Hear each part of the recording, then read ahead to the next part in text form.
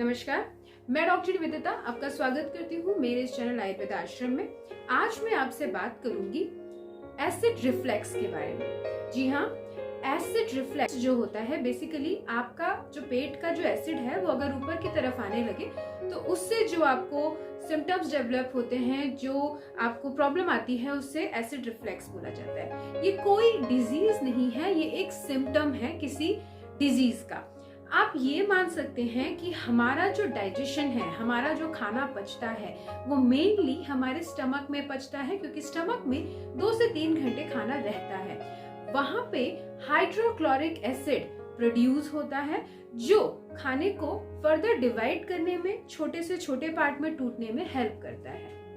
अगर किसी वजह से आपका खाना ढंग से डाइजेस्ट नहीं हो पा रहा है या फिर आपका एसिड ज्यादा अमाउंट में निकल रहा है तो आपको ये सिम्टम मिलता है। इसके मुख्यतः कई सारे कारण हो सकते हैं, लेकिन फिर भी अगर हम मेन कारण देखें तो आपके खाने में लॉन्ग गैप, पानी का कम पीना, बहुत ज्यादा स्पाइसी और तला हुआ खाना खाना। इसके साथ में आप बहुत ज्यादा अगर ऐसा खाना खा रहे हैं जो एसिड को प्रोड्यूस करता है, जैसे खट्टा खाना या फिर स्पाइसी खाना खाना, तो उससे आपके एसिड रिफ्लेक्स आपका बढ़ सकता है। और अल्कोहल का कंजम्पशन, अगर आप अल्कोहल बहुत ज्यादा अमाउंट में ले रहे हैं तो भी आपका एसिड रिफ्लेक्स हो सकता है। इससे भी ज्यादा इंपॉर्टेंट ये है कि अगर आप सही खाना खा रहे हैं लेकिन उसके आगे और पीछे आपने पानी का गैप मेंटेन नहीं किया, मतलब आप पानी साथ में ही ले रहे हैं, तो ये एक बहुत बड़ा कारण हो जाता है इनडाइजेशन का और एसिड रिफ्लेक्स का। तो आपको करना क्या है? सबसे इम्पोर्टेंट, जैसा कि हमने समझा कि अगर आप एसिड को नॉर्मल करना चाहते हैं, बचाना चाहते हैं या कम करना चाहते हैं, तो आपको जो भी एसिड को बढ़ाने वाली चीजें हैं उन्हें छोड़ना होगा, जैसे ऑयली चीजें, स्पाइसी चीजें, ऐसा सारा गरिष्ठ खाना जो आसानी से नहीं पच पा रहा है। साथ में पानी के गैप को भी आपको मेंटेन करना है, मतलब खाने के आधे घंटे पहले आप पानी ले लें, उसके बाद आप पानी ना लें।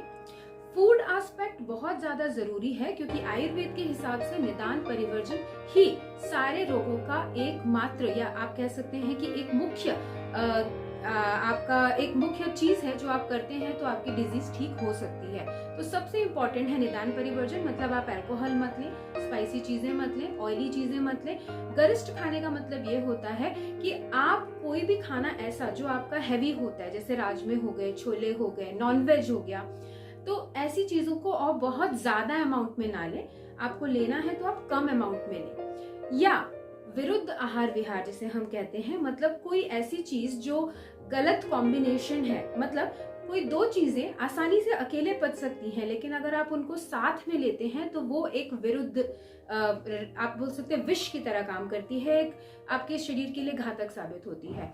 तो जैसे आप 2 तरह के प्रोटीन यानी दही और दाल एक साथ ना लें, या फिर आप चावल और राजमा बहुत ज्यादा एक साथ ना लें, क्योंकि चावल भी बहुत हैवी होता है पचने में। अगर हम राजमे की बात करें तो वो भी एक कॉम्प्लेक्स प्रोटीन है जिसे पचने में प्रॉब्लम हो सकती है या टाइम लग सकता है। आप ले सकते हैं लेकिन कम अमाउंट में लें। राजमा चावल के साथ में आप राजमा और चावल को कम लें, उसके साथ में आप सलाद ज्यादा लें, तो वो आपको हेल्प करेगा डाइजेशन में।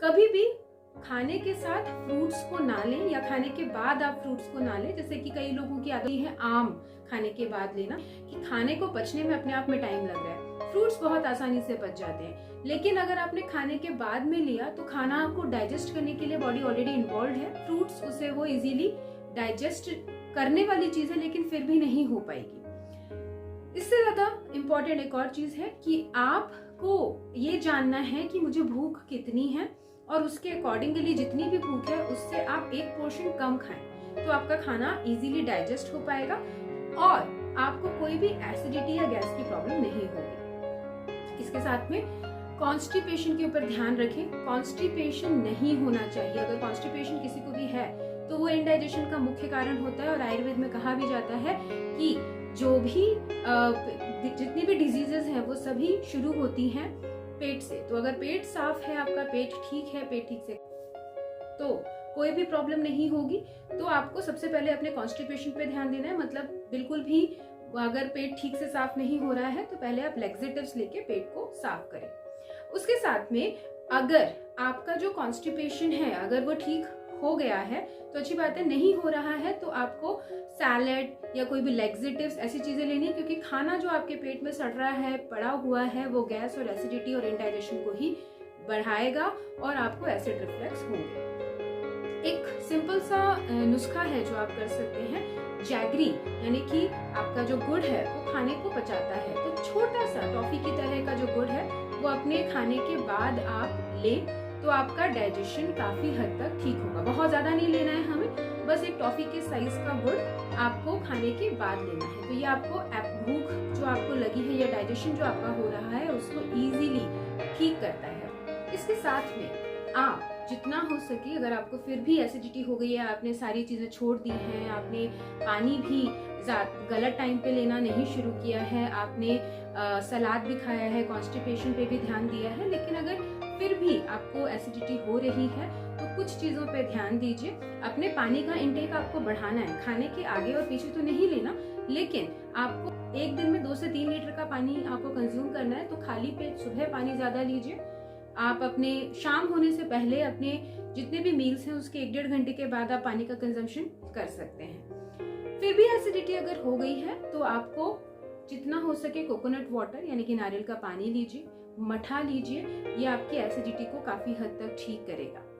एक रेमेडी है जो आप बना सकते हैं, जो धनिए का पानी, उसके साथ में बार्ले का पानी और उसी में ही आपको डालना थोड़े से कुकुम्बर, थोड़ा सा जिंजर, लेमन और मिंट। इसको आपको अच्छे से शेक करना है और खाली पेट सुबह आप ले सकते हैं इस पानी को, या जब भी आपको एसिडिटी होती है इस पानी को लें तो आप देखेंगे काफी हद तक आपकी एसिडिटी ठीक हो रही है। इसी के साथ अगर आपको अपना डाइजेशन इम्प्रूव करना है, एसिडिटी को ठीक करना है, तो आंवला, एलोवेरा और व्हीट ग्रास का जूस बहुत अच्छा रहता है। खाली पेट सुबह आप इसको लेना शुरू करें, आपके लिवर को डिटॉक्स करने का काम ये करेगा, आपकी बॉडी को डिटॉक्स करने का काम करेगा, ब्लड इम्प्रूव करेगा, आपका ब्लड प्यूरिफाई करेगा, उसी के साथ में आपकी जो इम्यूनिटी है वो भी इंक्रीज होगी। तो overall it is a very good juice. आपको आंवला, एलोवेरा और व्हीट ग्रास का जूस खाली पेट सुबह लेना चाहिए।